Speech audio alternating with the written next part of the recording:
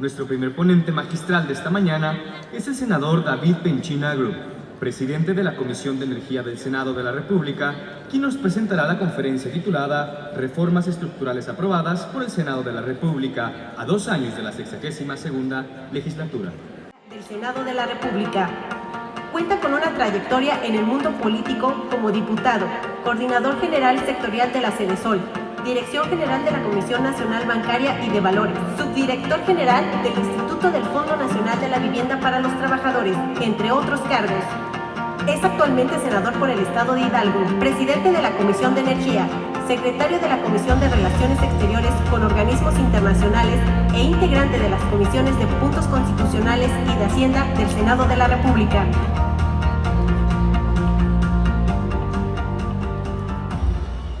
Recibamos con un fuerte aplauso al senador David Penchina Group.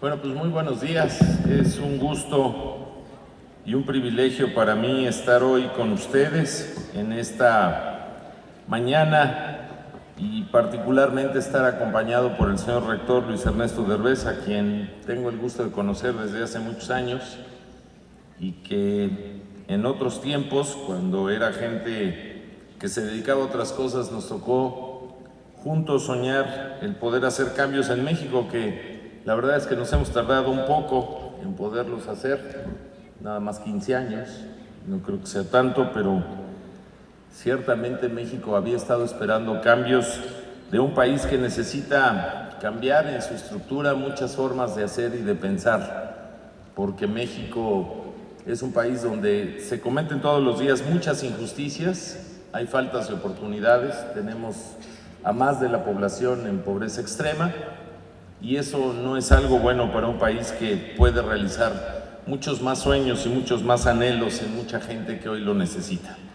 En verdad, estar hoy con ustedes en esta mañana es una gran alegría para mí, es también una alta responsabilidad porque estamos frente a jóvenes que están llamados a tener un liderazgo en México. Ustedes hoy ocupan un asiento de privilegio en un país que no ofrece las mismas oportunidades para todos. Y sé que a lo mejor, como siempre, es un cliché el poder decirles que sus padres han hecho un gran esfuerzo para que estén aquí, pero yo diría que su país está haciendo un gran esfuerzo para que estén aquí, porque no todos los mexicanos de su edad tienen las mismas oportunidades y por lo tanto ustedes tienen, a diferencia de los demás, una mayor responsabilidad que la que tienen mexicanos que no hemos podido darles las oportunidades que merecen y que necesitan para desarrollarse.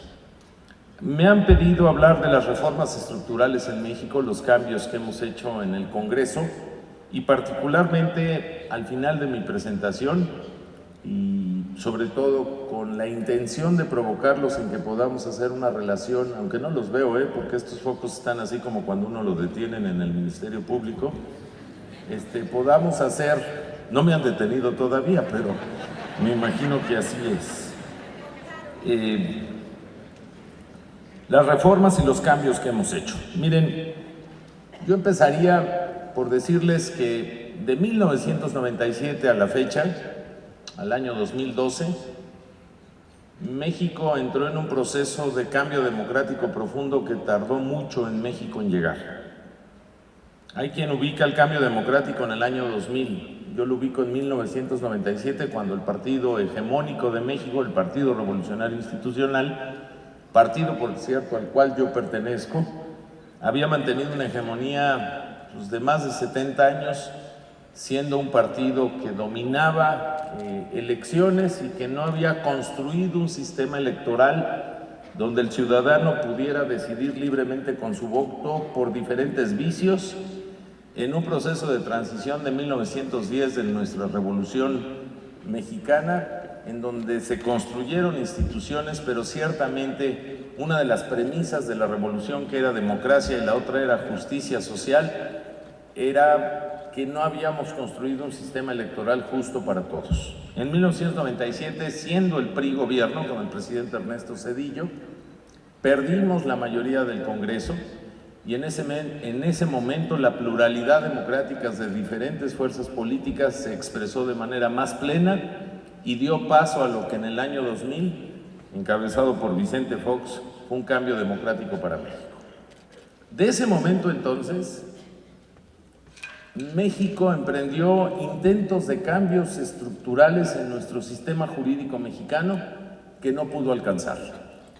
Llámese la reforma energética, que soy presidente de la Comisión de Energía, seguramente le pondré un énfasis a esa parte. Llámese la reforma educativa, la reforma laboral, la famosa reforma fiscal, reforma a las finanzas públicas, reforma a la forma de auditar al gobierno o de acceder del ciudadano a la información libremente, reformas estructurales en materia de telecomunicaciones, de competencia económica, de un cambio fundamental tanto en la vida económica como en la vida económica, política y social de nuestro país. Y ustedes dirán, bueno, ¿y para qué tantas reformas? Miren, Einstein decía que cuando uno hace las cosas de la misma manera, suele obtener lo mismo. Y en un país donde la mitad de la población vive en pobreza, donde las libertades consagradas en nuestra Constitución no han tenido la capacidad de ejercitarse plenamente, en un país donde la calidad educativa es muy mala, en un país donde la distribución del ingreso es la misma que teníamos en 1910, es decir, el porcentaje de pobres y de ricos en la distribución de la riqueza nacional sigue siendo la misma que la de 1910, es un país que está mal. Y por eso hay que reformar y hay que cambiar una serie de cosas que constituyen una nación a través de instituciones y sobre todo a partir de normas, que es la única forma en que las sociedades han encontrado una sana convivencia pacífica entre los individuos. Del año 2000 al 2012, pasando por 1997 al 2000, es decir, 15 años, por diferentes razones, que no dejaré de expresar incluso como un ejercicio de autocrítica al partido que yo pertenezco, no habíamos tenido la capacidad de ponernos de acuerdo. Por un lado, podríamos señalar la incapacidad política por falta de madurez democrática de los nuevos gobernantes que accedieron a través de otras franquicias políticas, pero también hay que decirlo, una gran mezquindad del partido que había acabado de perder el poder por no ceder en la generosidad de construir un mejor país y no encontrar los vínculos de comunicación en una negociación política donde la ciudadanía desde 1997 a la fecha ha decidido permanentemente una sola cosa en materia democrática. No le ha otorgado a ningún partido político la mayoría absoluta en ninguna de las dos cámaras federales. Desde 1997 a la fecha, ningún partido político en ninguna de las cámaras puede por sí solo emprender cambios porque tenemos congresos divididos. Y esa es una circunstancia que la ciudadanía así ha decidido con su voto. Ha dividido el voto de suerte tal que ningún partido político hoy cuenta con los votos suficientes para emprender cambios legales. Y por lo tanto lo que se requiere son acuerdos políticos. Para ponernos de acuerdo políticamente, de 1997 a la fecha, al 2012 no había sido posible. Habíamos hecho cambios incipientes, podría yo destacar algunas reformas trascendentes como la realizada al principio del sexenio del presidente Calderón en materia de pensiones del ISSSTE, pero realmente cuando uno ve el tamaño de la complejidad de los verdaderos y profundas tristes realidades de la sociedad mexicana, esos cambios realmente habían sido efímeros para lo que México necesitaba. ¿Dónde nos encontramos hoy? Hoy nos encontramos ante una alternativa y una oportunidad muy importante. Del año 2012, para ser precisos, 1 de septiembre del 2012, a hoy que estamos en abril del 2014, hemos hecho más cambios que en los últimos 25 años a la Constitución política de los Estados Unidos mexicanos. ¿Eso es bueno o malo? Pues yo creo que es muy bueno. Tiene un gran riesgo, que al emprender estos cambios, donde la norma dicta y establece nuevos paradigmas de realización de la sociedad mexicana, la administración en turno o las administraciones en turnos en el futuro no tengan la capacidad de instaurar dicho cambio. Sin embargo, los que somos legisladores, y yo tengo 12 años siéndolo desde el año 2000, pasando por el 2009 y ahora como senador de la República, estamos convencidos que a través de la norma constitucional y de la consecuencia de las leyes secundarias que estamos realizando para instaurar ese cambio constitucional que hemos hecho en diferentes materias, es lo que necesita nuestro país. Y eso que estamos haciendo es algo que va a afectar directamente la vida de todos y todas ustedes. Va a afectarla no solo porque va a influir como un imperativo a aplicar en la ley, va a afectarlos a ustedes, jóvenes, mujeres y hombres, porque va a ser la forma de poder llevar a cabo las realizaciones de los sueños que ustedes tienen. Del año 2012, septiembre a la fecha, hemos hecho cambios que si yo les hubiera venido a platicar estos cambios hace pues tan solo 18 meses, seguramente muchos de ustedes no lo hubieran creído. Hemos hecho una reforma laboral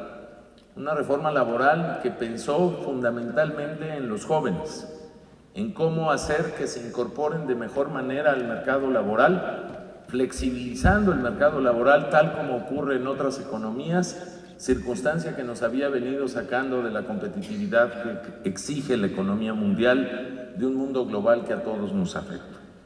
Hemos hecho un nuevo sistema de contabilidad gubernamental para poder saber con precisión el ciudadano en qué se gasta, en cómo se gasta, en los 3 órdenes de gobierno, homogeneizando la contabilidad del sistema municipal, estatal y federal de los órdenes de gobierno para que el ciudadano tenga mayor posibilidad y mayores herramientas para controlar la terrible corrupción que existe en nuestro país.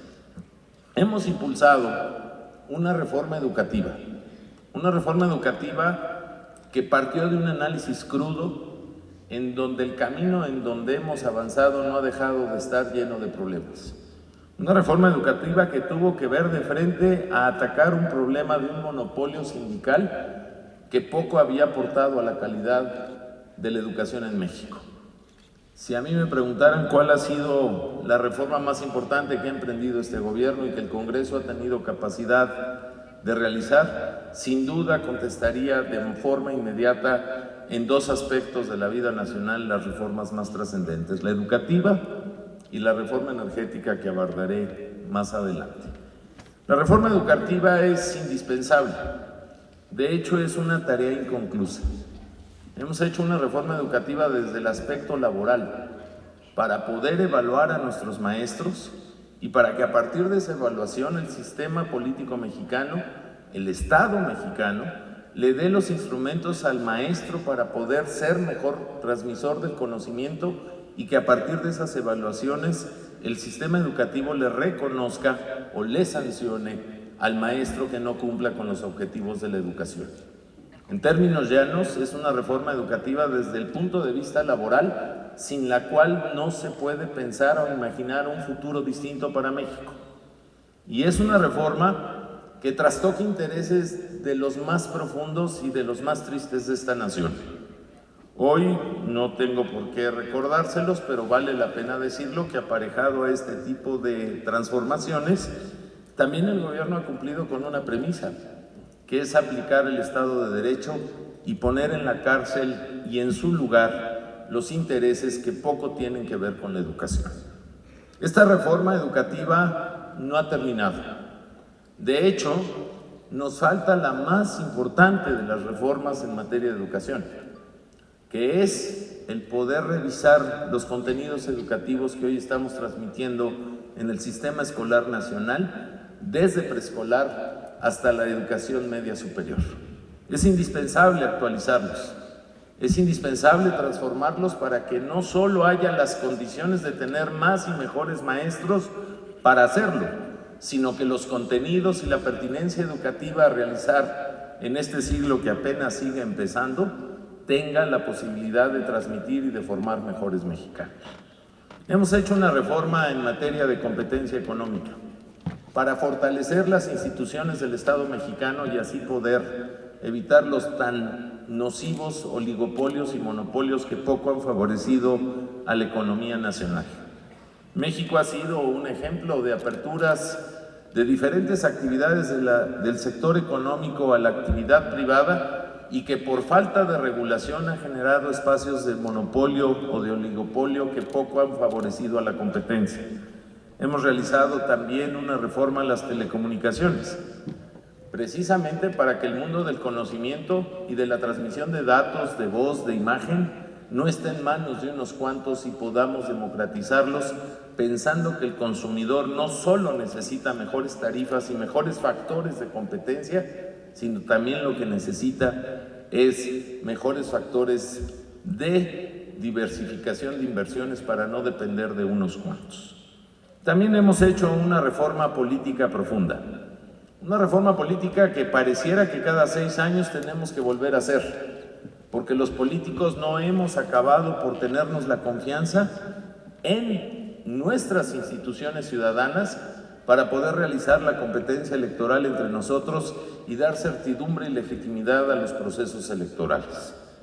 El IFE famoso, que en el año 2000 fue tan felicitado y tan reconocido por su labor de árbitro en la contienda electoral, en los últimos 12 años se nos deterioró a tal grado que en el 2006, y no hay que exceptuar el 2012, ya tiene signos de agotamiento de un modelo democrático en donde la institución que realiza, organiza y cuenta los votos ha perdido el espacio de legitimidad que en otro tiempo tuvo. Y por último, yo destacaría la construcción de la reforma energética. La reforma energética marca la reforma más importante en los últimos 60 años en la vida política, económica y social de México. ¿Y por qué marca el cambio más profundo? Porque México, que tiene un bastión en el sector energético como pocas naciones en el mundo, no había podido tener un sector energético abierto a la competencia y a la productividad. En 1938, el presidente Lázaro Cárdenas, a partir de una decisión histórica, decidió expropiar los recursos de la nación y expropiarle a las empresas extranjeras la propiedad de la explotación de los hidrocarburos.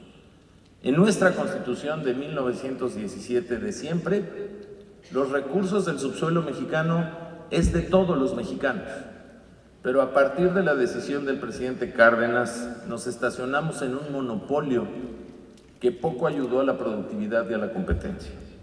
Déjenme decirles que Lázaro Cárdenas tenía razón en hacer lo que hizo, pero que lo que no se ha contado en la verdadera historia del petróleo mexicano es por qué lo hizo Lázaro Cárdenas.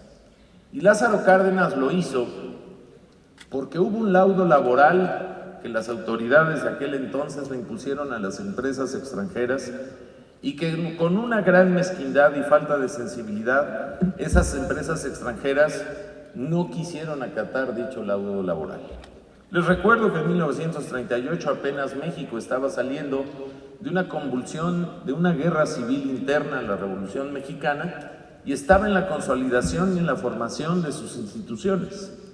Si Lázaro Cárdenas no hubiera tomado la decisión que tomó, que sigue siendo la decisión más inteligente de aquel entonces, México no hubiera podido consolidar al Estado mexicano como una institución que se hiciera valer el derecho y que se hiciera respetar. Sin embargo, la consecuencia de ese acto fue nociva.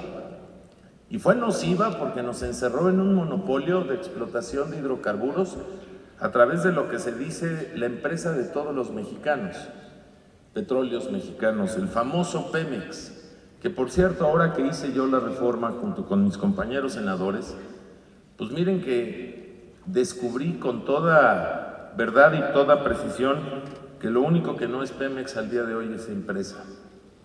Y no es empresa porque no está constituida como tal, y no es empresa porque no está preparada para competir.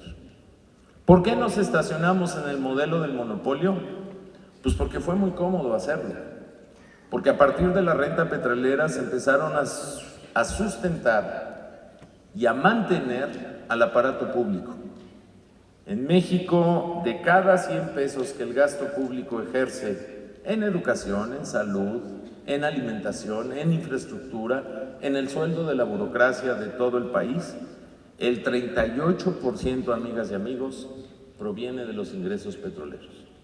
Y eso generó que México tenga un sistema de finanzas públicas que hace depender a nuestras finanzas del 38% de cada 100 pesos que se gastan en este país. Y ustedes dirán, bueno, ¿y eso a mí qué?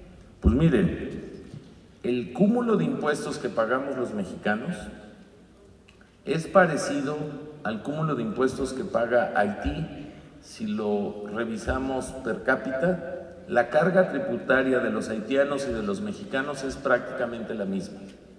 Es decir, si no existiera Pemex, este país tendría el nivel de desarrollo que tiene Haití. Yo no sé si ustedes conozcan Haití, pero la verdad es que tampoco los quiero a que se entusiasmen y vayan a Haití. Yo tuve la suerte, o no sé si fue suerte, de acudir laboralmente a este país, y verdaderamente lo que hay de pobreza y de miseria no es comparable con lo que tenemos. ¿Qué les trato de decir? Ese modelo generó en nuestro país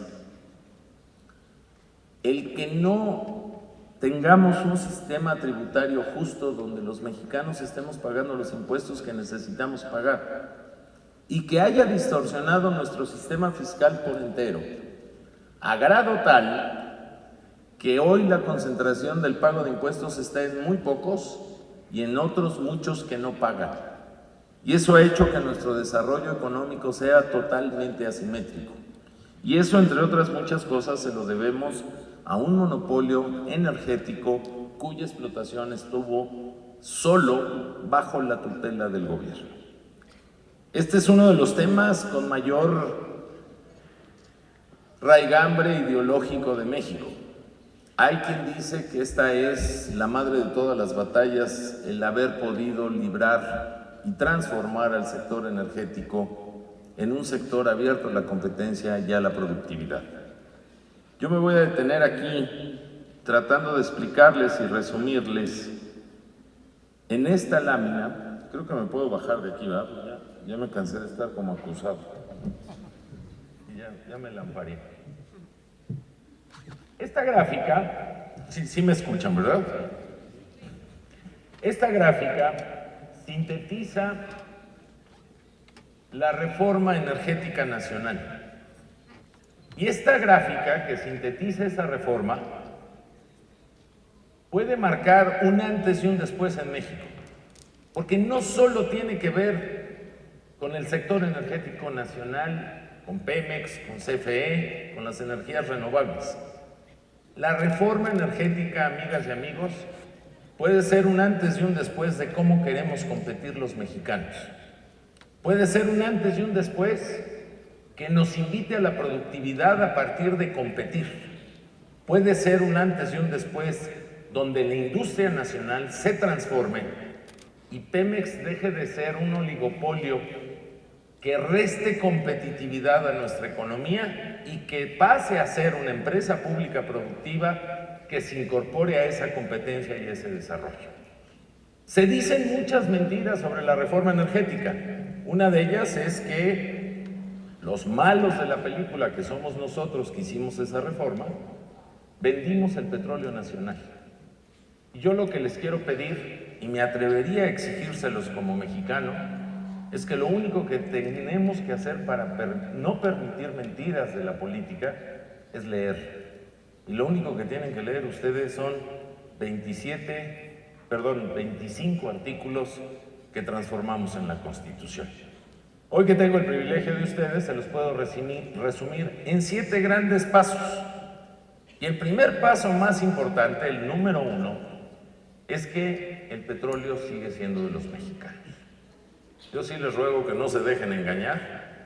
El único párrafo que no cambiamos del artículo 27 constitucional es que el petróleo sigue siendo de los mexicanos.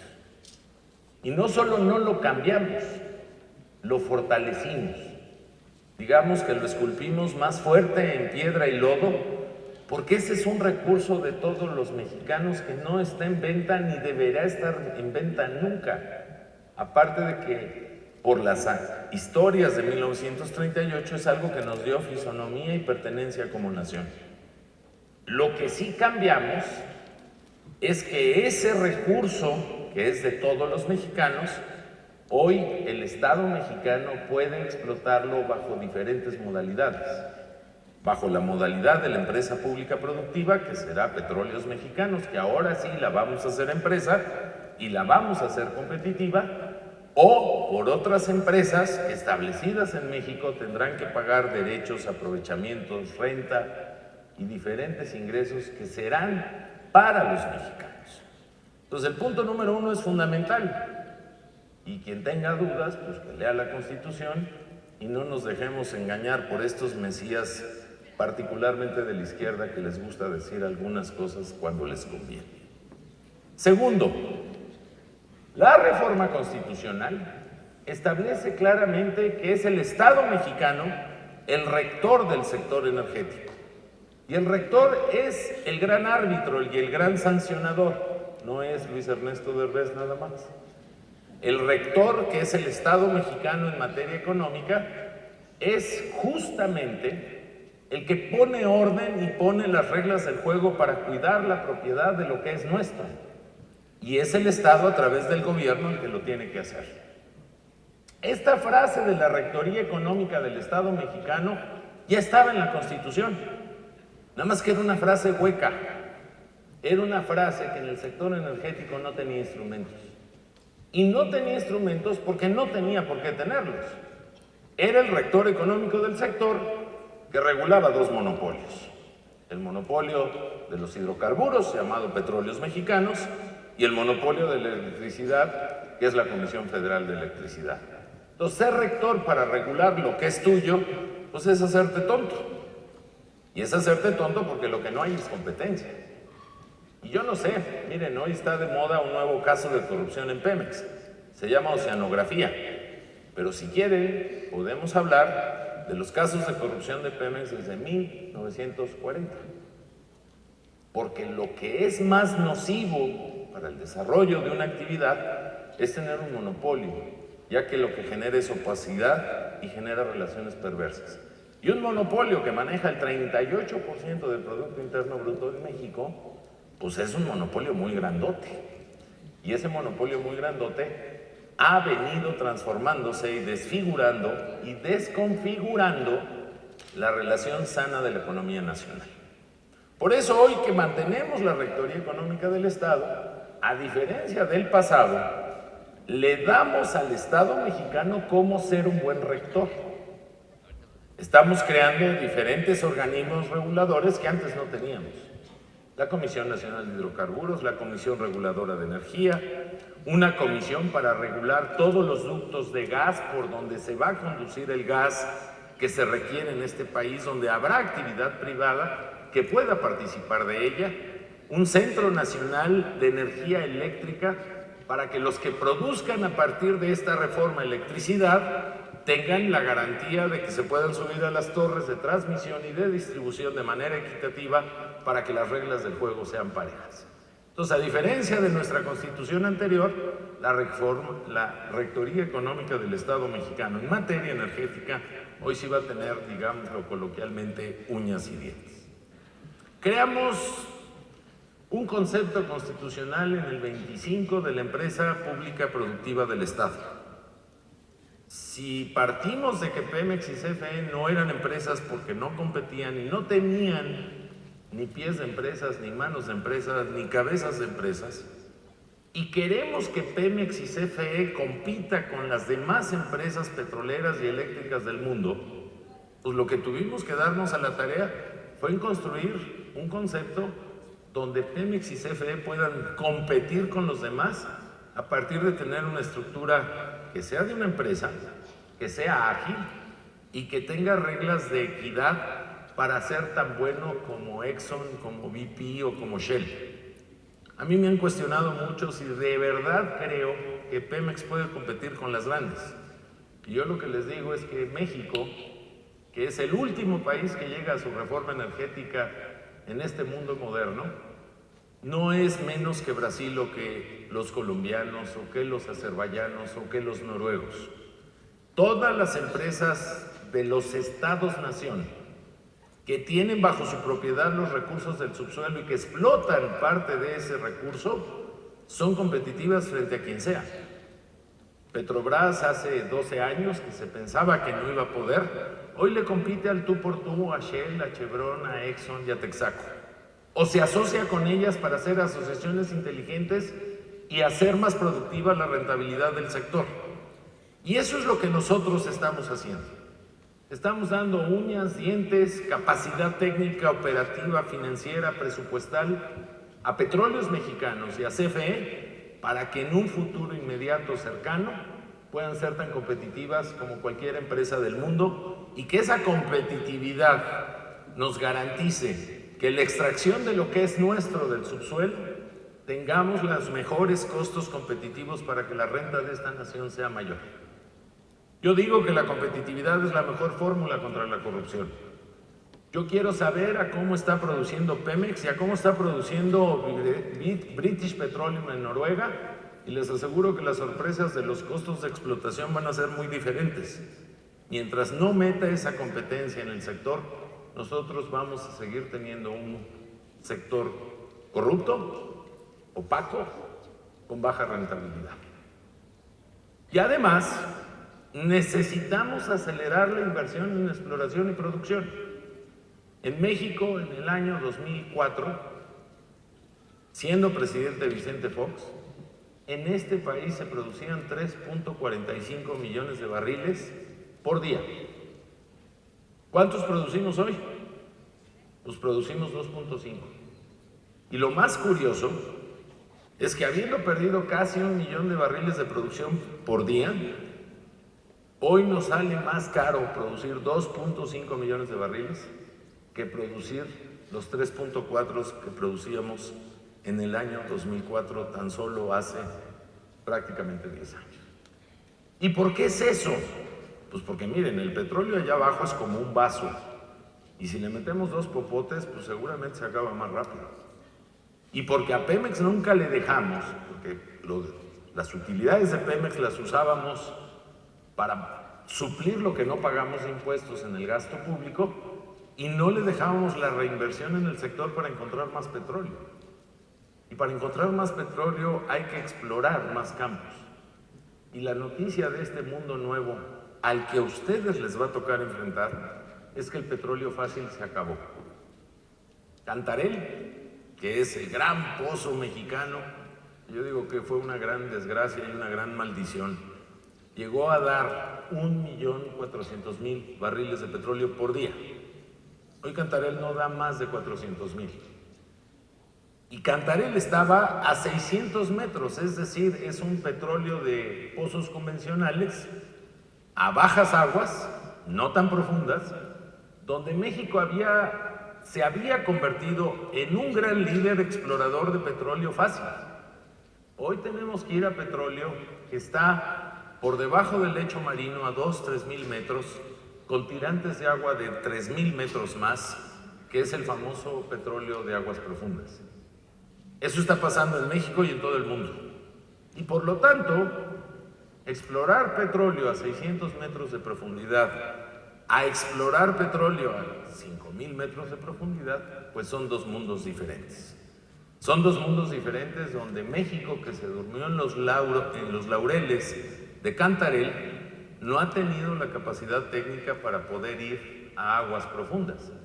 Y hoy que es urgente ir a aguas profundas, tendrá que hacer asociaciones no solo financieras, sino científicas para poder explorar ese petróleo por el bien de los recursos presentes y futuros de este país. Cuarto, ese sector abierto a la competencia se ha atrevido hoy a hacer una reforma fundamental. Desde la Constitución, desde el artículo 27, hemos establecido 4 modalidades de contratos para quien quiera entrarle al sector energético, particularmente al sector de los hidrocarburos, tenga un panel de opciones de cómo contratar con el Estado mexicano. ¿Y por qué con el Estado mexicano? porque volvemos a lo mismo.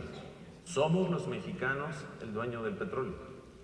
Y siendo los mexicanos, lo que necesitamos son reglas claras para que en la participación de los particulares, las contraprestaciones de esos particulares a nosotros que somos los dueños del petróleo, estén establecidas no solo en la ley, sino desde la Constitución. Somos un país que ha dilapidado su renta petrolera. Déjenme decirlo muy coloquial, espero que aquí el rector no me regañe, pero Octavio Paz decía que luego una palabra, ahora que está de moda Octavio Paz, que nació hace 100 años, apenas ayer, decía que una grosería a veces ahorra 1000 palabras. Miren, la renta petrolera de los últimos 74 años, los mexicanos nos dimos a la tarea a hacer la caca. De verdad. Y no es grosería. Cuando uno come, hace caca. Y la renta petrolera de los últimos 74 años, los mexicanos no la comimos. Y no la comimos porque la metimos directamente al gasto público. No la comimos porque fue muy cómodo para una hegemonía partidaria a la que yo pertenezco, bueno, pertenecía, porque espero que este PRI mío empiece a cambiar y cambie aceleradamente. Pero durante 75 años nos la comimos en lugar de cobrar impuestos. Y de cobrar impuestos parejos. Porque en este país hay muy pocos que pagan impuestos y pagan muchos impuestos. Y hay muchos que no pagan impuestos. Pero nada, ¿eh? Y entonces son los desequilibrios del desarrollo. Yo siempre he afirmado que para ser gobierno hay que cobrar impuestos. Porque si se es gobierno y se cobran impuestos, uno lo que crea es ciudadanos. Porque ser ciudadano es ser un ser humano activo, vigilante de sus gobernantes, informado de lo que pasa. Y en México hay un gran sector de la sociedad que ni sabe qué pasa, otros que no quieren saber qué pasa, y había un gobierno, creo que con las reformas esto va a cambiar radicalmente, que guardaba la información como si fuera suya, cuando la información es de todos. ¿Qué es lo más hermoso de la reforma energética? Que hoy sí hay un antes y un después en materia de la renta petrolera. La renta petrolera es la utilidad de la explotación de lo que es nuestro. Pero lo que es nuestro, amigas y amigos, de un recurso no renovable, como es el petróleo, no es solo de ustedes o mío, es de nuestros hijos y de nuestros nietos. Por lo tanto, el haber hecho caca la renta petrolera no tiene perdón de Dios. Nos hemos chutado 7 décadas tragándonos la renta petrolera de un recurso no renovable.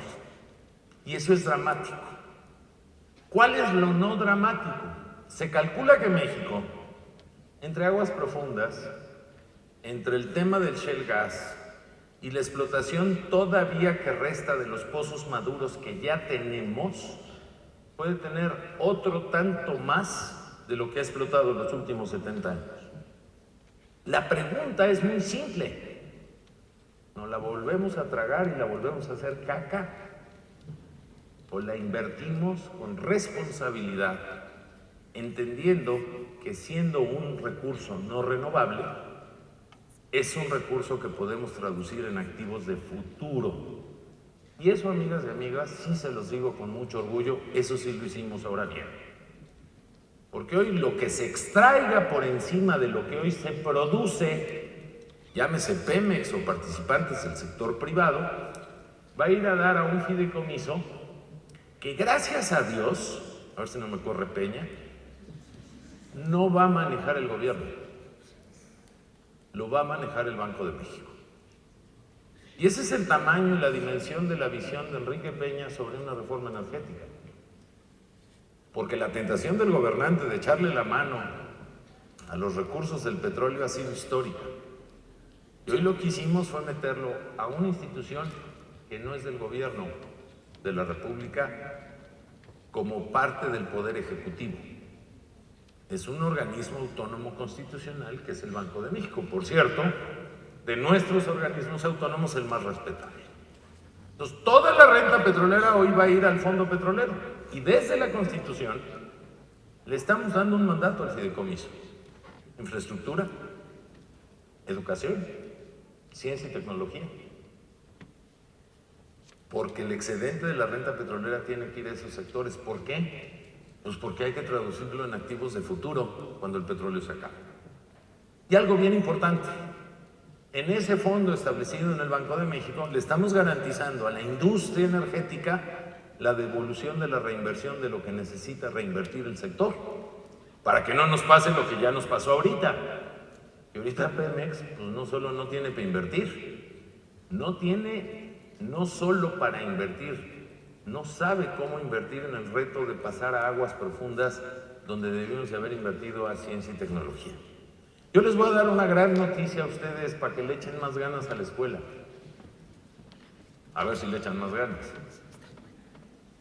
En México, a partir de hoy, se abre un crisol de oportunidades en el sector educativo de grado tal que el gran problema de la reforma energética es que hoy no contamos con el capital humano suficiente para entrarle al sector energético.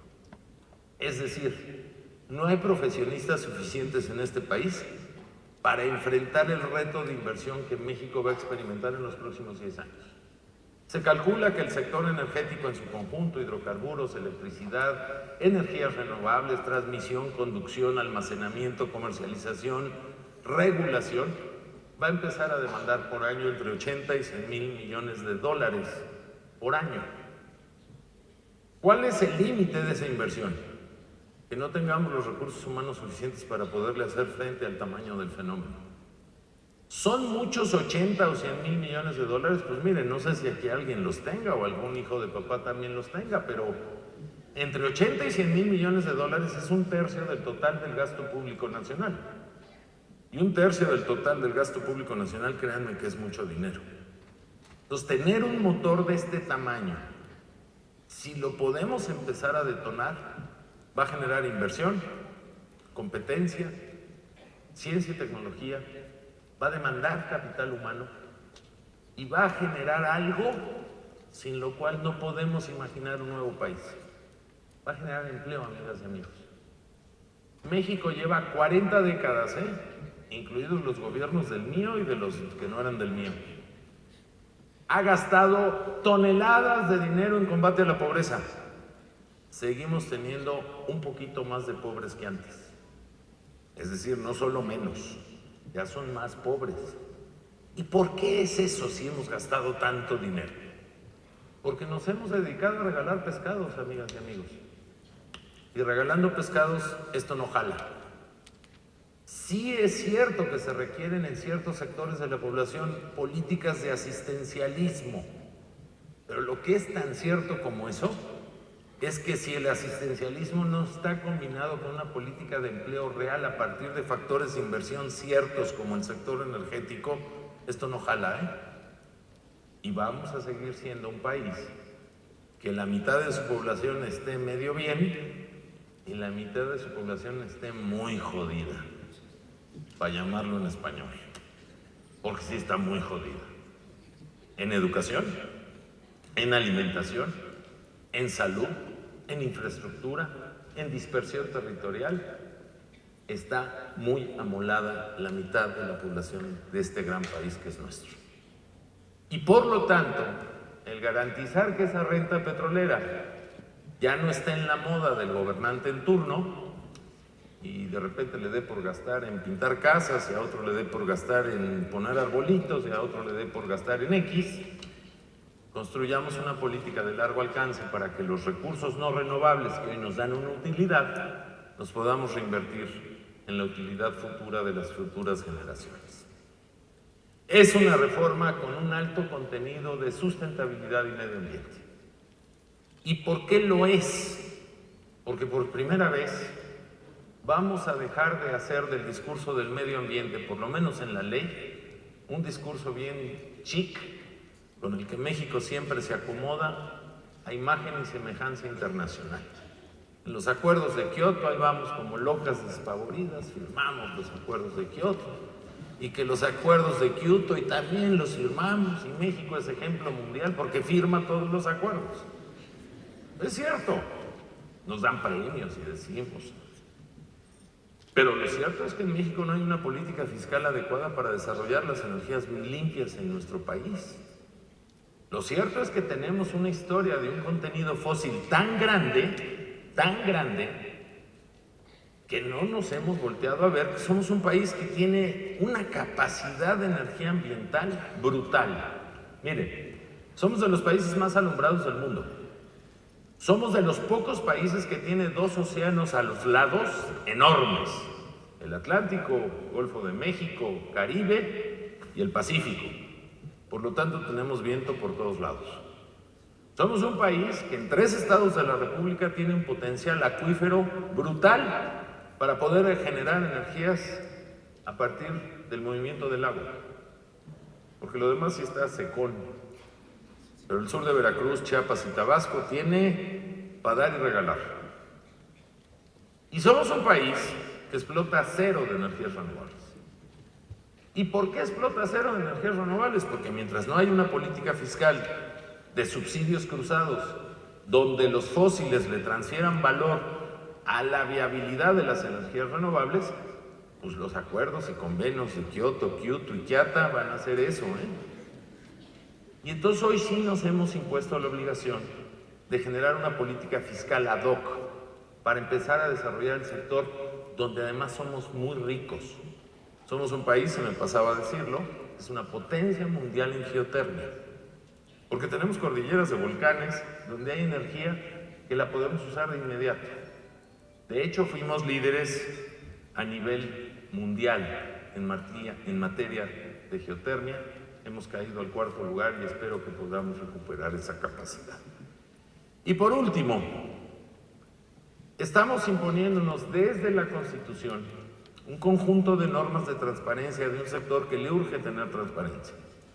El sector eléctrico y petrolero de México es tristemente de nuestras historias más corruptas del México de las últimas décadas. Parece que es moda transar a las grandes empresas del Estado mexicano. No, amigas y amigos, no parece, es moda. Cuando concentra uno el poder en un monopolio de tal dimensión, esas empresas, entre comillas, generan relaciones perversas. Y creo que el mejor incentivo, aparte de las normas que nos hemos impuesto de publicidad, transmisión en línea, apertura de sobres ante la televisión, etcétera, etcétera, el mejor incentivo de combate a la corrupción en el sector energético es la competencia. Porque competir, entre otras muchas cosas, genera transparentizar para ver cómo y a cuánto competimos. Y eso, esta reforma lo puede garantizar. Yo terminaría diciéndoles, en la intención de escucharlos y tener, ojalá, la capacidad de poderles responder lo que pueda yo responderles, y lo que no, se los mando por escrito. Esta presentación es muy completa y se las quiero regalar. No la tiren a la basura, tírenla a la basura después de leerla. Pero lean lo que está pasando en su país. Este es un país que merece cambiar. Este es un país que necesita demostrarse a sí mismo que es más grande que sus problemas, y sus problemas son muchos. Este es un país que después de mucha mezquindad política, después de 15 años, empieza a lograr ponerse de acuerdo a través de sus instituciones para transformar lo que está mal. Pero este país que hoy empieza está en sus manos. Ustedes tienen una responsabilidad con este país al tener el privilegio de ocupar la silla que están ocupando, no aquí aburriéndose con su servidor, sino en un aula, sembrando la semilla de la esperanza de que este país pueda ser más justo. Dicen que México es más grande que sus problemas. Amigas y amigos, llegó la hora de mostrarlo y les toca a ustedes. Muchísimas gracias, les dejo las presentaciones, estoy a sus órdenes.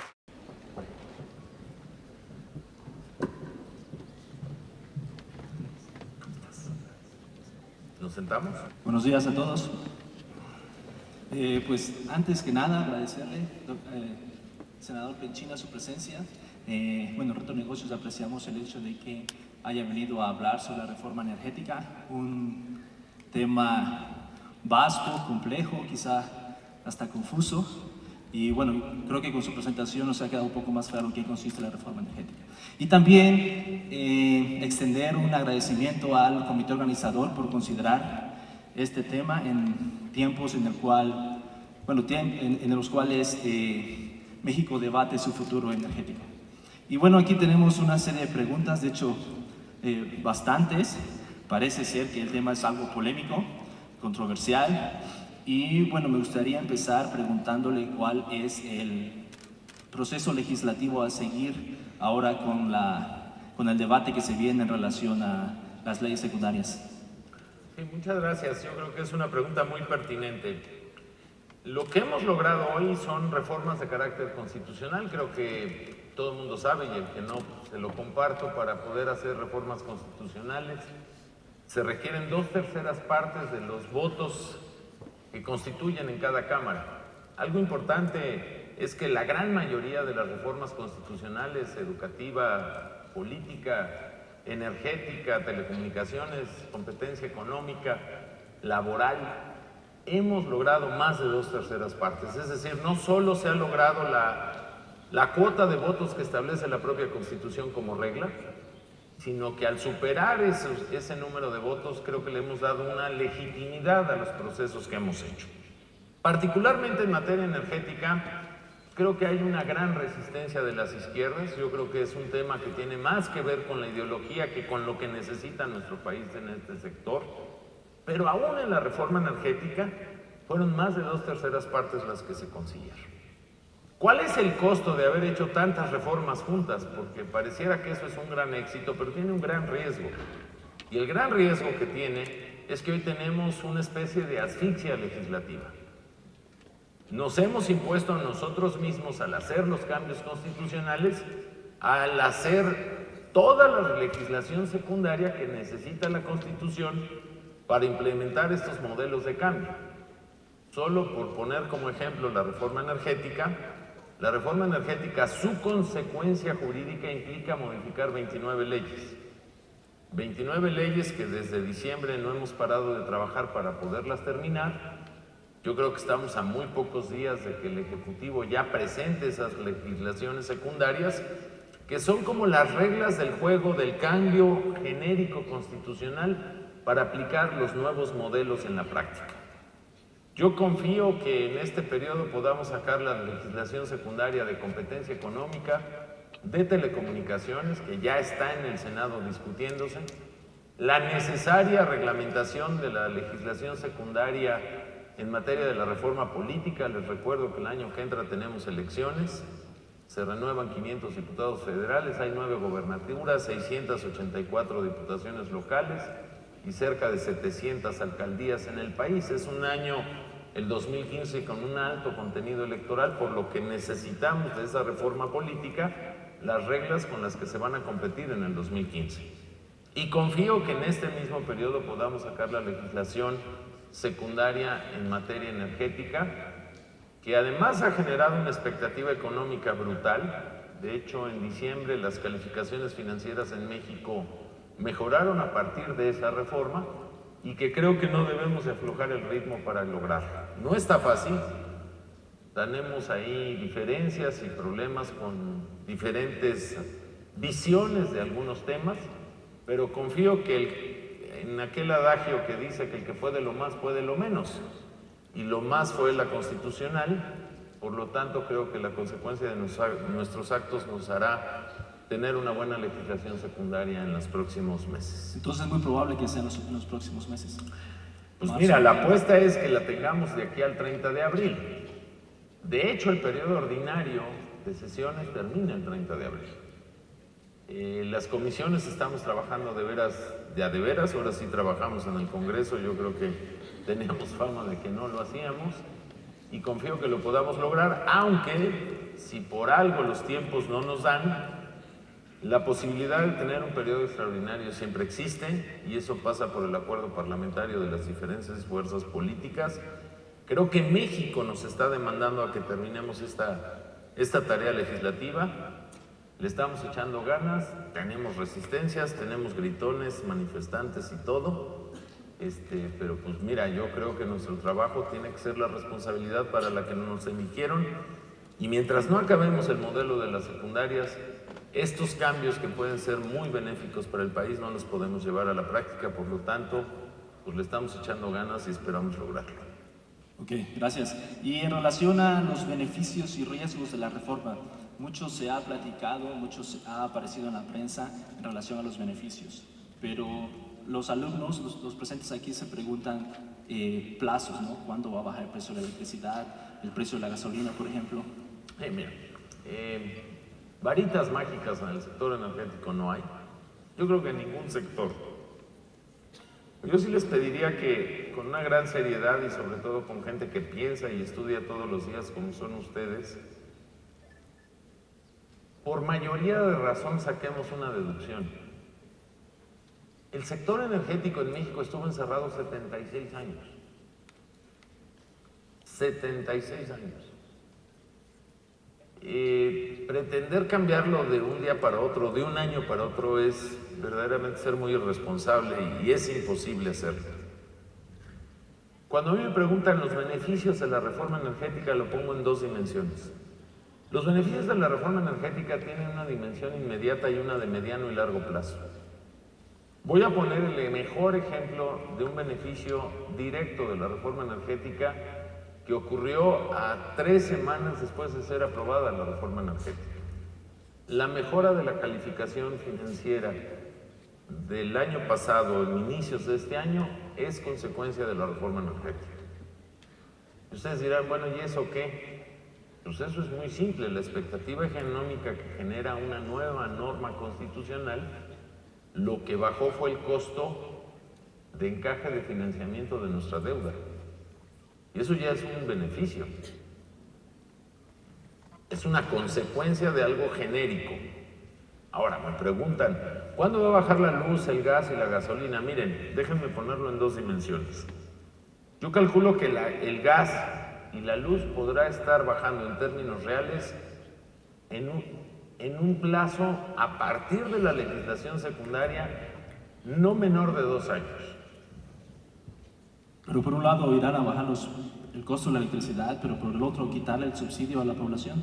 A ver, ¿por qué puede bajar la electricidad y por qué puede bajar el gas? Estamos importando el 47% del gas en México, cuando somos la 6ª o la 7ª potencia de gas en el mundo. ¿Y por qué no tenemos gas? Pues porque Pemex no invierte en gas porque es más rentable invertir en petróleo. Pero estamos trayendo el gas de Perú, lo traemos comprimido, lo regasificamos en Oaxaca y lo llevamos a Monterrey. Esos costos los está pagando la industria.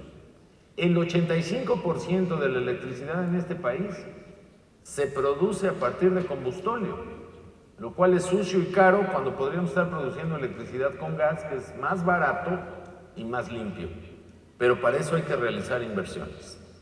Gasolina.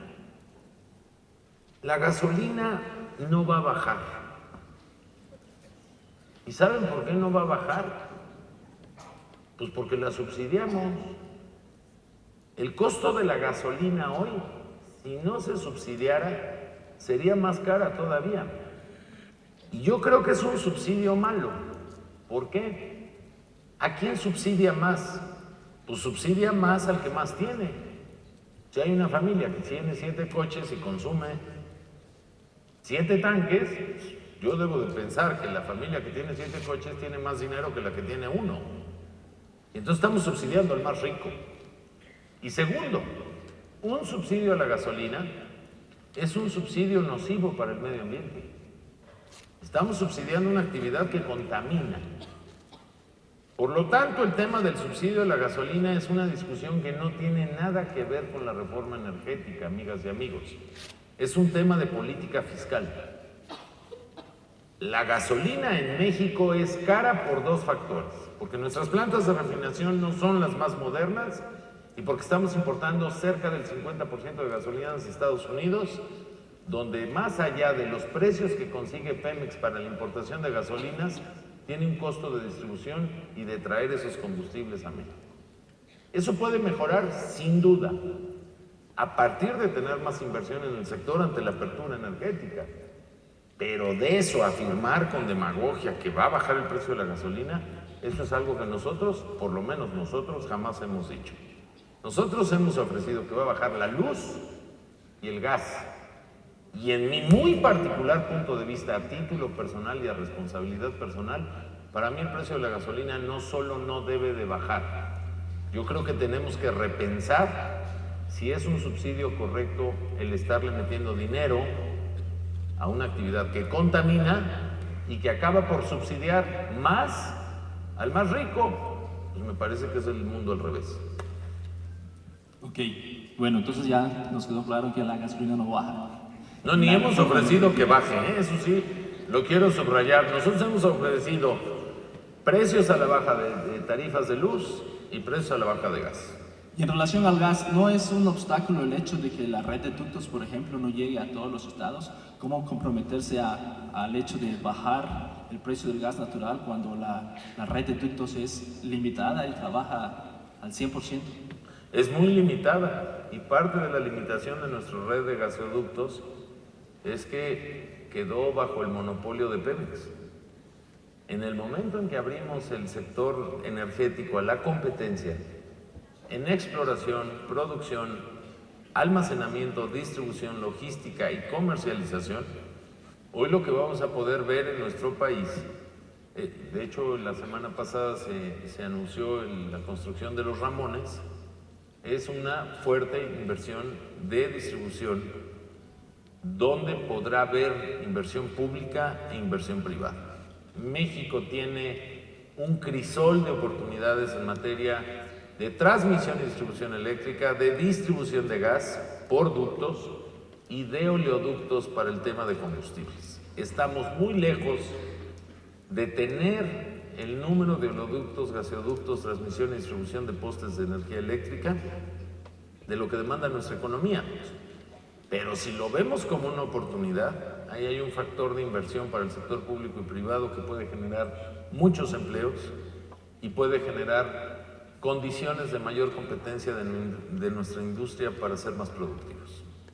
Ok, en su ponencia usted hablaba de la corrupción y hay algún alumno que se pregunta si el órgano regulatorio que monitorea a Pemex no ha podido disminuir o acotar la corrupción. ¿Cómo pensamos poder hacer lo mismo con las empresas que posiblemente lleguen? A ver, tengamos una visión más grande de cómo ver el problema. Cuando el Estado se regula a sí mismo, es juez y parte, porque el organismo regulador que hoy regula Pemex es del gobierno y Pemex es del gobierno. Entonces es como meternos una lana a una bolsa y pasarla para la otra bolsa. Es decir, en español, en mi pueblo dicen, es hacernos tarugos. El factor que puede hacer que la corrupción disminuya es el factor de competir entre empresas donde yo quiero saber a cómo perfora un pozo la empresa A y a cómo perfora el pozo la empresa B. Y que si van a competir varias empresas para explotar un cuadrito de mar y extraer petróleo, esa competencia genere la oportunidad de los mejores costos. Yo hoy les puedo afirmar como la empresa que hoy solo explota petróleo en México, que ya sabemos cuál es, pues explota más caro que las empresas que lo hacen en Brasil o en Colombia. Y hacen lo mismo. Los monopolios ejercen prácticas cerradas y generan proveedurías cerradas de corrupción. Miren, no se vayan con la finta, hombre.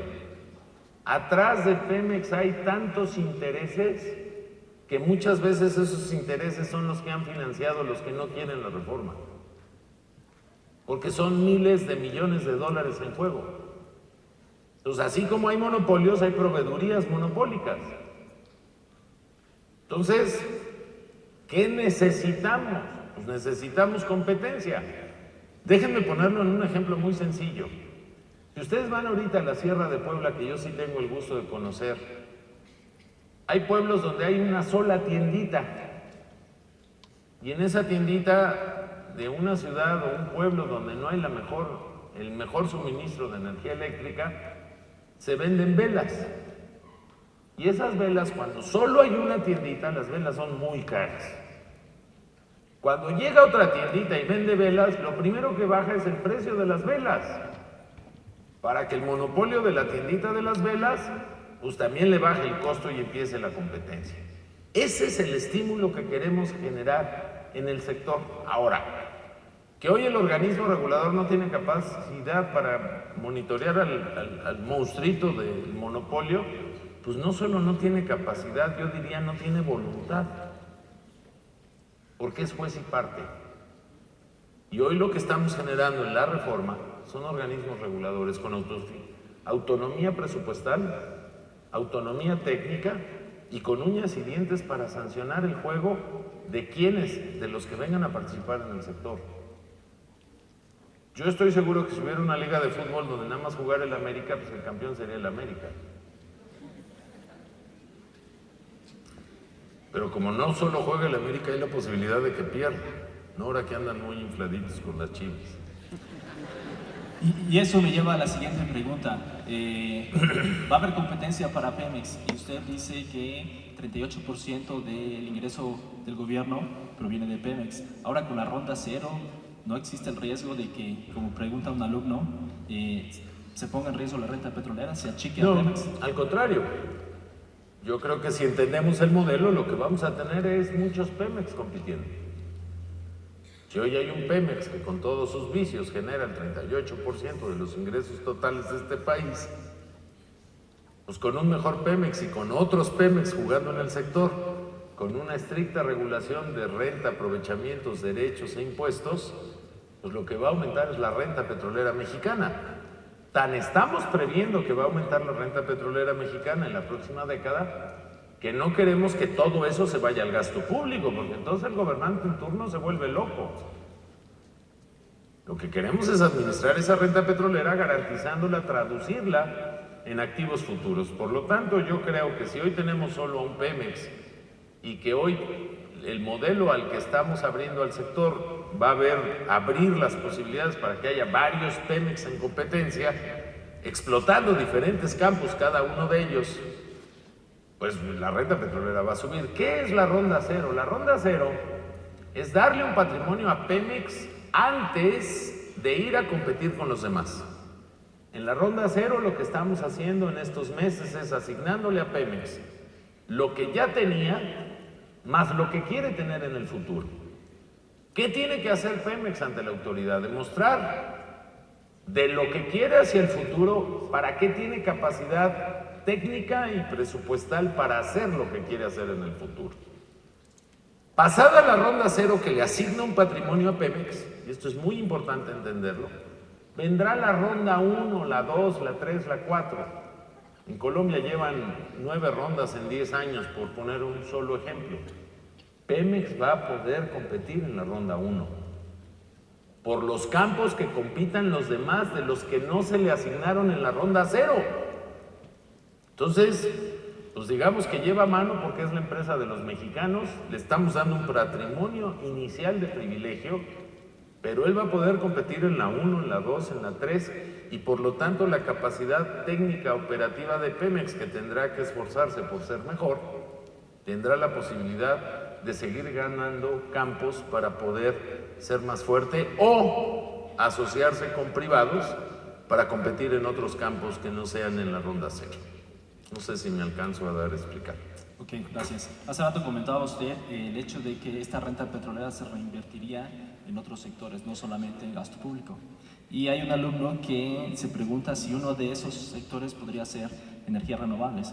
Sí. ¿En qué consiste la reforma en ese sentido? El fondo de la renta petrolera tiene objetivos muy concretos. Sí hace énfasis en educación y ciencia y tecnología, hace énfasis en el propio sector energético y sobre todo marca el piso de reinversión que van a requerir los sectores energéticos de la nación. Lo más importante en las renovables el día de hoy es establecer una política fiscal que garantice para el desarrollo de las energías renovables subsidios cruzados para hacerlas viables. Se pensaba que el mundo iba a empezar a declinar más rápidamente de la energía fósil y lo cierto es que no. La aparición del shale gas en diferentes economías mundiales, entre ellas la de Estados Unidos, nos puede llevar a afirmar hoy que por lo menos las próximas 6 décadas de la humanidad, el factor de los energéticos en la economía mundial de calidad fósil va a seguir siendo el gran jugador. Eso no nos puede volver a hacer en dormirnos en nuestros laureles y dejar atrás el desarrollo de energías renovables. La única fórmula que nosotros encontramos como la de a de veras es que una subsidie a la otra para que el desarrollo de la otra, es decir, de las renovables, empiece con tangibilidad en nuestro sector económico. Es más caro producir electricidad a partir del sol, del aire, de fuerzas marítimas o de la geotermia, sin duda. Pero lo que es nuestra obligación generacional es que la energía fósil, petróleo, hidrocarburos, subsidie cruzadamente para que el desarrollo de la energía ambiental se vaya dando, porque tarde o temprano las energías renovables van a ser las que le darán sustento a la humanidad. Y en cuanto al shale gas, lo mencionaba, hasta donde entiendo, 19% de los recursos prospectivos los incluyó Pemex en sus planes, ¿no? Al entregar la ronda cero. Eso significa que ese sector básicamente se va a dar la bienvenida al sector privado, más que en otros. Es que el shale gas, y es muy buena pregunta, ¿por qué Pemex le apuesta solo al 19% de salida de la ronda cero de los recursos que requiere Pemex para explotar? A ver, déjenme, esto es muy importante. Pemex en ronda cero le pide a la autoridad cuadritos de shale gas, cuadritos de mar, cuadritos de tierra que quiere explotar. Eso terminó la semana pasada. De aquí a septiembre, la autoridad, llámese la Comisión Nacional de Hidrocarburos, la Secretaría de Energía, tendrá que hacer el ejercicio con Pemex, donde Pemex tiene que demostrar su capacidad financiera y su capacidad técnica para explotar lo que quiere explotar. Es decir, Pemex no puede con todo. Pero además, suponiendo que a Pemex le des todo, pues entonces ya para que abriste el sector, pues ya no dejaste cosas para explotar. ¿Por qué a Pemex le interesa aparentemente poco shale gas? Shale gas tiene un reto, es intensiva en capital. Y en agua. Y en agua. Y en agua en zonas áridas. Por lo tanto, como es una energía de reciente explotación, apenas llevan 5 o 6 años, lo que requiere Pemex para explotar shale gas va a ser asociaciones privadas y eso lo va a tener que hacer en ronda 1 o en ronda 2. Y 2, la tecnología que demanda shale gas, Pemex no cuenta con ella. Por lo tanto, es un sector donde Pemex prefiere no ser tan agresivo como lo agresivo que está haciendo en aguas profundas. Porque en aguas profundas, pues digamos que está o puede estar el expertise de futuro de Pemex a desarrollar, que es la extracción de crudo. Sí, ok. Y bueno, también en relación a las pymes, ¿habrá algún esquema dentro de la reforma energética para desarrollar proveeduría a nivel pymes? No solo lo hay, es una obligación constitucional que nos autoimpusimos en la reforma. La reforma establece en el artículo 9, si no mal recuerdo transitorio, la obligación de establecer contenidos nacionales con el desarrollo de la micro, pequeña y mediana empresa. Hoy una de las partes que más laborioso esfuerzo nos está llevando el terminar las 29 iniciativas de las legislaciones secundarias es cómo incorporar los contenidos nacionales para el desarrollo de la micro, pequeña y mediana empresa. Una parte a prueba del éxito de esta reforma es que la cadena productiva se desdoble. Proveedurías, desarrollos regionales, inversión en educación. Por ejemplo, Puebla. Pues Puebla no tiene ni Shell, ni petróleo, ni mar, ni nada. Tiene camotes. ¿Y universidades? Y universidades. Pero Puebla le ha apostado al conocimiento. Si a mí me preguntaran qué estado gana en el centro del país que no tiene mar y no tiene petróleo, pues un estado que puede ganar muchísimo es Puebla.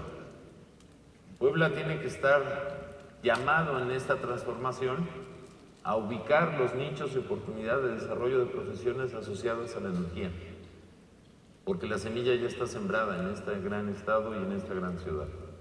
No pierdan esa oportunidad. Aquí puede haber una inversión en capital humano en materia educativa que coloquen, como ya está colocado, a Puebla en el epicentro del desarrollo nacional. Ok, pero en relación a la proveeduría, Pemex no ha invertido durante la última década y desde antes todo lo que se necesita, ¿no? Entonces, eso ha tenido un efecto multiplicador, digamos, negativo al desarrollar proveeduría sofisticada. O sea, todas las inversiones que se vienen podemos pensar que requieren cierta sofisticación. Entonces, si no hemos desarrollado esa proveeduría, no estaríamos entregando ese sector esa área de la industria petrolera a las empresas extranjeras por el hecho de que en México no tenemos proveedores de servicios sofisticados. Tienes razón. Yo creo que uno de los oscuros más negativos de Pemex es que no desarrolló el mejor mercado de proveeduría nacional. Como buen monopolio que se comportó, pues en muchas veces en aras de la competitividad le era más fácil comprar las cosas afuera en lugar de incentivar el desarrollo regional y nacional. Creo que esa no era chamba de Pemex, ¿eh? Creo que ese es un error histórico de México, de una falta de política industrial. Pemex finalmente es un oligopolio dedicado a tratar de sacar petróleo, digamos, ojalá, a los mejores costos. Creo que ese es un tema de política industrial. Y precisamente aprendiendo de ese error, nosotros lo que estamos obligándonos, y así va a ser, y ojalá haya después el espacio con ustedes de platicarlo, es que en una de las 29 leyes que van a haber en materia secundaria, es justamente una ley de contenidos nacionales para establecer una política industrial que desarrolle la industria nacional y que quien quiera venir a invertir a México tenga por obligación por lo menos un porcentaje mínimo en ciertas áreas y máximo en otras de demandar de la industria nacional proveeduría. Pongo dos ejemplos extremos. A ver, si yo le pongo un porcentaje de contenido nacional muy alto a la exploración de pozos profundos, pues seguramente voy a generar un nudo que va a detener el proyecto. Porque hoy de aguas profundas no sabemos mucho, porque hemos estado estacionados 70 años explotando petróleo en aguas someras. Pero ¿a poco no le puedo poner un contenido muy alto de proveeduría nacional a la fabricación y construcción de un gaseoducto? Por supuesto que sí. Hemos hecho eso y más los mexicanos con cierto tipo de ingenierías. Entonces, estamos tratando de sacar una legislación diferenciada que además le dé transitoriedad allá donde hoy no tenemos posibilidades de competir como en aguas profundas. El que hoy no podamos competir en aguas profundas no quiere decir que nunca vamos a poder hacerlo. Y aprovechar el que la inversión extranjera que se venga a establecer a México, pues aproveche las cadenas productivas. Tampoco es cierto que los extranjeros son tan brutos o malos, ¿eh? No creas que si van a venir todo lo van a traer de fuera. Hay proveeduría que necesariamente empiezan a demandar de las regiones y que si nosotros le damos el contenido nacional como política industrial, creo que puede haber buenas noticias para nuestra industria. Ok, no sé cómo vayamos de tiempo, ¿alguien me puede decir? ¿Cuánto falta de tiempo? En fin, hasta que me digan, yo voy a continuar. Aquí hay otra pregunta que sobre la extracción de petróleo por parte de compañías extranjeras. ¿El gobierno va a monitorear la cantidad que se extrae? ¿Va a tener alguna influencia en decir determinada cantidad de petróleo se queda aquí en el país para refinar, para exportación, etcétera? México va a tener 4 modelos de posibilidad de inversión del sector privado. contratos de utilidad compartida, contratos de producción compartida, contratos de servicio y contratos licencia. Ese tipo de modalidades, que es el fondo de esta pregunta, lo establecerá cada contrato. Pero sin duda, y además eso también está en la Constitución, como el petróleo es de los mexicanos, mientras esté en las reservas, es decir, en el subsuelo, siempre va a ser de los mexicanos. Para poder contabilizar la contraprestación que una empresa le tiene que pagar al Estado mexicano, necesariamente el gobierno, el Estado mexicano, tendrá que saber cuánto petróleo se extrae. Y precisamente para eso es para lo que estamos formando estas comisiones reguladoras verdaderamente poderosas, porque si no, pues no hay forma de monitorearlas. Hoy en día, amigas y amigos, porque eso pasa en todo el mundo, el monitorear la extracción de crudo de un pozo petrolero, digamos que con la ciencia y la tecnología relativamente es sencillo. Sé que no es nada sencillo, pero no somos el único país que lo ha hecho ni que lo va a hacer. Y hoy prácticamente todo el mundo está haciendo lo mismo. Yo digo que México tiene una sola ventaja de haber llegado tan tarde al cambio, de algo que esperó mucho tiempo, lamentablemente, y es aprender de lo que se ha hecho bien y de lo que se ha hecho mal en otras economías. Y hay muchos ejemplos donde se ha hecho bien. Creo que el modelo energético que nosotros escogimos no es idéntico a ningún otro modelo en el mundo, pero sí se parece a varios que han sido altamente exitosos, como es el caso de Colombia, de Brasil y de Noruega, que si ustedes me preguntaran a cuál se asemeja el nuestro, pues es a esos tres modelos, con las particularidades del propio sector energético mexicano que las tiene. Ok, bueno, yo creo que dos preguntas más, un poco controversiales. Oceanografía, ¿esperamos más oceanografías? ¿O fue la única?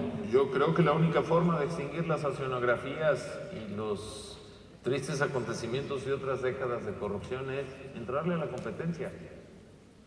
Yo espero que las oceanografías se acaben a partir de la transparencia del sector en competencia, no en monopolio. Yo estoy seguro que las historias de oceanografías continuarían o continuarán si seguimos encerrados en un monopolio. Creo que la esperanza de terminar con eso es construir órganos reguladores serios, que pongamos verdaderamente al frente de esos organismos a profesionales. Los que van a encabezar esos organismos no solo los va a designar el presidente, tienen que pasar por una aprobación de más de 2/3 partes del Senado de la República, y además en la ley les estamos poniendo características profesionales y técnicas que deberán acreditar esas personas. Por lo tanto, creo que de lo que hoy tenemos, que nos ha generado diferentes y tristes acontecimientos de corrupción, entre ellos oceanografía, tenemos que abordar a un sector en competencia, mejor regulado, mucho mejor regulado, que evite esa posibilidad de una ciudadanía que tiene que estar más vigilante de quién quiere que los gobierne y que tenga la posibilidad de abatir el abstencionismo para elegir bien a sus gobernantes. Aquí la responsabilidad es de ida y vuelta, Y si la democracia significa que los ciudadanos pueden poner o quitar gobernantes, atrás de esa responsabilidad está el fijarnos quién queremos que nos represente. Entonces, creo que una sociedad es menos corrupta en la medida que es más participativa. Creo que un sector es menos corrompible en la medida que le damos mayor competencia. Y lo que hemos hecho es darle competencia a un sector para que dejemos atrás estas historias vergonzosas que laceran el patrimonio de México y sobre todo laceran nuestro ánimo y nuestra esperanza. Ok, por último, hay una pregunta controversial y creo que va en tono con lo que acaba de decir, que una sociedad más participativa es menos corrupta. ¿Sí o no a una consulta ciudadana? Mira, yo creo, primera, eso está en manos de la Corte. Yo en lo particular creo que la materia de los ingresos del Estado mexicano no son materia de consulta. Y voy a poner un ejemplo muy claro. México tardó 80 años para consolidar una democracia representativa. Y de repente queremos saltar a una democracia participativa sin tener reglas del juego. Y eso es muy peligroso porque eso tiende a la anarquía. Vamos a ponerlo en dos dimensiones. ¿Quieren que hagamos una consulta mañana si cobramos o no impuestos? La podemos hacer. Si quieres la hacemos aquí. Y vamos a ganar los que no queremos que cobren impuestos. ¿Y cuál es la consecuencia de eso? La consecuencia es que mañana no hay ejército, no hay policía, no hay carreteras y no hay casetas de cobro. Esa es la consecuencia, ¿eh? Y sería muy padre no pagar impuestos, sobre todo a los que los pagan, porque la mayoría no paga impuestos. Pongo otro ejemplo. Vamos a decir que sí a la consulta energética. ¿Qué preguntamos? Porque podemos preguntar lo que anda diciendo este tabasqueño como jilguero desde hace 20 años, ¿no? ¿Están ustedes de acuerdo o no en vender Pemex a los extranjeros? Pues yo voto que no, ¿eh? Pero es que eso no fue lo que se hizo. O si quieren consultamos si están ustedes de acuerdo en una reforma energética que baja el costo de la luz y del gas. Y seguramente ganamos. Entonces, lo único que yo digo es que en esta democratitis participativa, sin que acabemos de consolidar la democracia representativa, seamos muy cuidadosos, no nos vayamos a matar a la vaca. Porque nos guste o no, este país es de todo. Y el país que es de todos es el Estado mexicano. Y el Estado mexicano lo representa el gobierno. ¿Queremos un mejor gobierno? Seamos primero mejores ciudadanos y entonces construyamos la democracia participativa que queremos. Pero seamos serios, no estemos jugando fútbol con el país, ¿eh? ¿Qué creo que es materia hoy de consulta? Te voy a poner un ejemplo que sí tiene que ser de consulta. ¿Aborto sí o no? ¿Legalización de la marihuana sí o no? A ver. Depende cómo se pregunte, yo creo, ¿no? Por eso también depende, pero a ver, si mañana lo que vamos a preguntar es de lo que vive el Estado, si el ciudadano lo quiere pagar sí o no, lo primero que vamos a hacer es acabar con el Estado mexicano. Y entonces si se acaba el Estado mexicano, pues sálvese quien pueda, ¿no? Yo creo que es más serio de lo que parece. Y sé que lo popular, lo político, bla, bla, bla, bla, bla, yo he ganado 3 elecciones, es sí a la consulta popular, aunque le demos en la madre al Estado. Pues eso es una tontería, perdón, yo no lo puedo contestar así, por impopular que sea. Muchísimas gracias a todos. Gracias. Es un privilegio.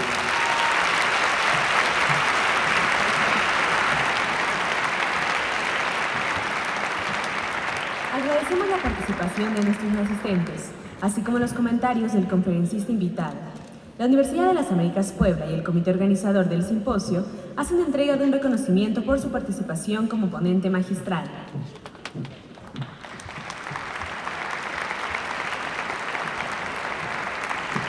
Muchas gracias.